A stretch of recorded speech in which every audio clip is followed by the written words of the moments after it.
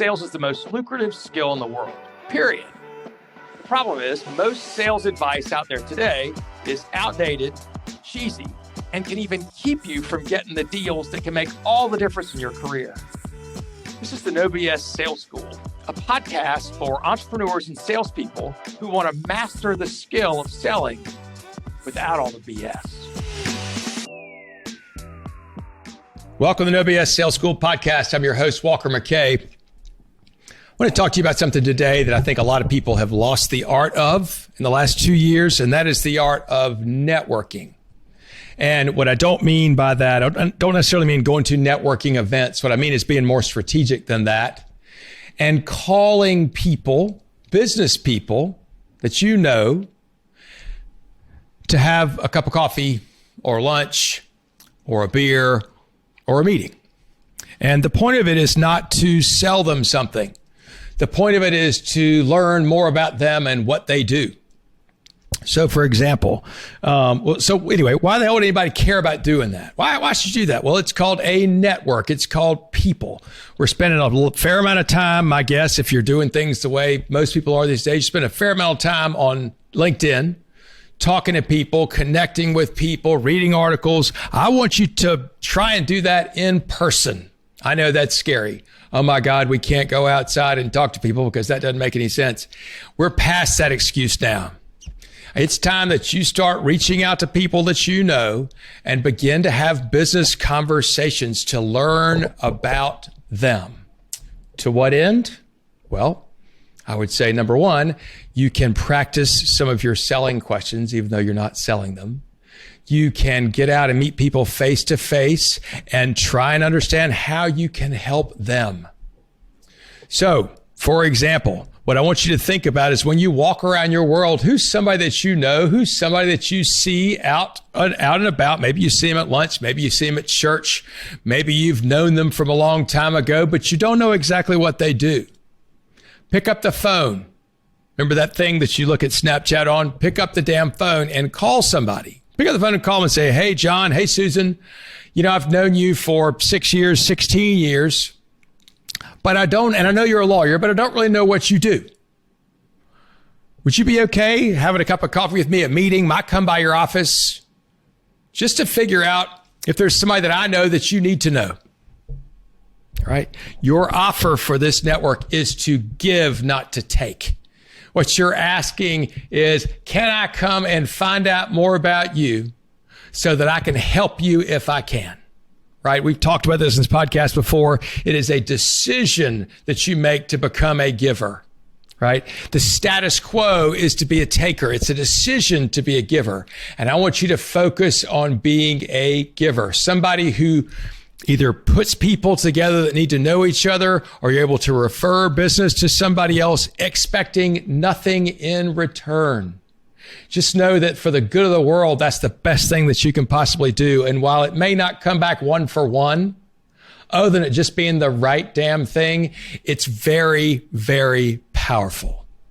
Because if you become somebody who is known as somebody who's interested in other people, who wants to help other people, that will come back to you in spades. It's a great book. What's it called? The Go-Giver. I highly recommend it. Go buy the book. Full disclosure, I read the book, but I've had a lot of friends that do, that loved it, and that said a lot of what I talk about is in that book. So if you want to know more, go read The Go-Giver.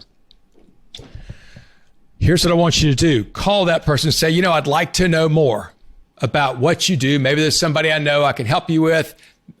I'm also just curious about what you do, right? And this can be any number of people. Somebody that you're just interested in. Could be somebody that knows people that you need to know. Maybe it's somebody that has the same type clients that you do. Maybe it's somebody that might want to have the same type clients that you do. Right? Maybe not a competitor, probably not a competitor, but somebody who calls on, sells to the same kind of people, and or could be an influencer for you, and or could be somebody that just would be good to know. And so you say, okay, I'm going to do that. Here's what I want you to do. I want you to do that once a week. I want you to get in the habit, and it's going to be scary as shit when you first think of it. Oh my God, I'm calling these people and inviting them to have a cup of coffee, blah, blah. And here's what my guess is too. Some of the women who are listening to this, And I love this. You're like, I just can't call that. People think I'm hitting on them. Well, go back and listen to my podcast from a couple of weeks ago from the wonderful lady from the Netherlands. And what she did was she said, I'd like to have a business conversation with you. That's how you can deflect into this other stuff, is say, I'd like to have a business conversation with you to find out more about what you do. Lisa Verhoff was her name. Find out more about what you do, so maybe I can help you. And then when you get there, you're like, holy shit, how do I have this conversation, Walker? What am I supposed to do? Here's what I want you to remember. There's this great little framework that I use when I'm talking with people, and it's called present, past, future. Present, past, future. So when you sit down with somebody and have a conversation, ask them about what they're doing right now. What does their job look like? Hey, I know you said you're a lawyer. What kind of clients do you have? What do you like working on? What's the fun part? Who are the clients you're out there looking for? What's the hardest part about your day-to-day right now? You can ask a million questions of what they're doing. How many hours a week do you work? How many do you wish you could work? What do you do for fun? Right? All these are good. And then you go to past and then say, so tell me something. How did you get to be a so-and-so? What was the path that you took? What's your story? By the way, do you know how few people ever get to tell their story and have somebody just listen? It is a huge compliment to somebody if you ask them their story and then you listen and ask questions and are interested. It is freaking huge. So take the time to listen to their story. You may learn something from that. So then you can ask them all kinds of questions about that. So how'd you make that decision? Right? What do you wish had gone differently? You used to be at this firm. Now you're over here. What made you switch? What was the hook? What was the thing that made you want to drop out and go there? What surprised you the most when you did that, right? Good questions. Be sincerely curious. And once you feel like, again, there are a million questions about how'd you get where you are, past, and then you can move to future. Tell me something. Things go well. It's a couple of years from now. What are you doing then? What kind of things do you hope you'll be working on? What do you think your business will look like? Will you still be in that same building? You think you'll still be with that same firm? What could cause that to change? Just go be sincerely curious. Present, past, future. Your goal is to go be sincerely curious, to be humble. Ask questions. Even when you think you know the answer, ask the damn question. It's things you say. And if you feel like it's a dumb question, say, this may sound like a dumb question, but how in the world did you decide to go to law school? Or how'd you decide to go to this firm versus that firm? Or why is that sound like a dumb question, but why was that important to you? Right? Be sincerely curious. Go to learn. Go to figure out, how can I help you? Which can be a question you can ask at any time. But certainly towards the end of your conversation, this has really been interesting, you might say, and mean it. Here's the part, sincerely curious. The first part of that is sincere. How can I help you? Who are you trying to meet, maybe, that I might know? Describe them for me. Right? Maybe you know their name, maybe you don't. Go see if you can do this once a week.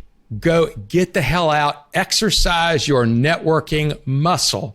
Get out and meet people face to face. The world's opening up again. It's going to continue to open up. We need to be ready. Your competitors are not doing this. Get really, really good at it. You might even find that it's fun. I'm Walker McKay with No BS Sales. You want a free mini course that I did? If you go to www.7salesmistakes.com, download it. You'll find out about 7 mistakes that you may be making that are very expensive and what you can do to fix them. It's a damn good little mini course and it's free. No reason not to sign up. If you have not yet reviewed this podcast, more than just the stars, written a couple of words about it, please do so. That helps me go up in the rankings. We're already in the top 2% of sales podcasts in the country, which I think is kind of a cool thing. Let's get down into the ones. Help me do that, will you? Thank you very much. I'll talk to you soon. Thanks for listening to the No BS Sales School podcast. If you haven't already, please take 1 minute to write a quick review for the show. It really does make a huge difference. Also, subscribe to the show and please forward this episode to somebody else who needs to hear it. As a bonus for listening, I'm going to give you access to a free mini course, 7 expensive sales mistakes you're making and what you can do about it. Go to www.7salesmistakes.com and get access to the free mini course. That's the number 7salesmistakes.com.